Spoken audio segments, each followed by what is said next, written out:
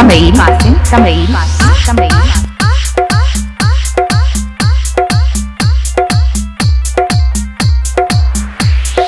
गगरी कानापुर के हकादर गाजीपुर के कानापुर के हकादर गाजीपुर के गगरी कानापुर के हकादर गाजीपुर के अरे होलिया में मजा दी मुरैया जौनपुर के होलिया में मजा दी मुरैया जौनपुर के होलिया में मजा दी मुरैया जौनपुर के।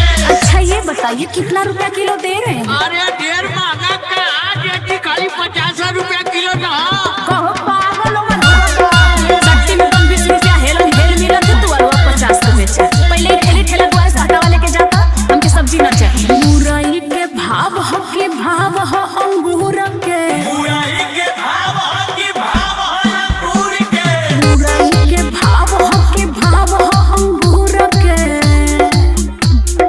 चाहे नाही होली में मुरैया चौवन पूरा के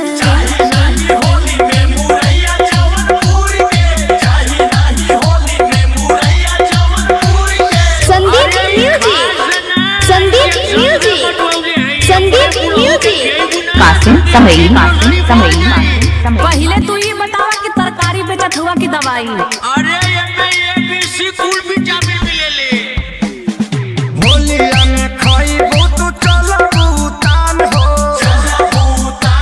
के चलबू तान हो बूढ़ो बूढ़ोइया में हो जाला जवान हो जाले जवान हो जाले जवान हो खड़े खड़े खइहा चाहे खइहा तू तूर के खड़े खइहा चाहे खइहा तू तूर के खड़े खड़े खइहा तू खइहा चाहे तूर के अरे होलिया में मजा दी मुरैया जौनपुर के होलिया में मजा दी मुरैया जौनपुर के होलिया में मजा दी मुरैया जौनपुर के। अच्छा विटामिन को गोली बेचत हुआ का? अरे भौजी तो के पता ना हो अरे असलिया फरवाटा भाई तो के बताइबे नहीं कही ओ का हो? अरे तू को मुरई पे एको बैगन फ्री है। अरे तू का फ्री में दे संदीप म्यूजिक कासिम समई मासिन समई मासिन समई संजय पहले बड़ा कोई सुन की धंधा अलुआ के भाव में तू बेचारा बंदा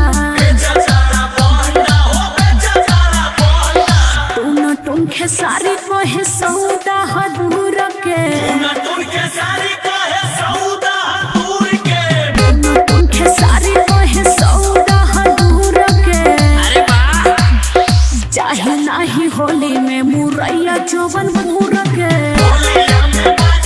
संदीप म्यूजिक कासिम समई मासिन समई मासिन समई मासिन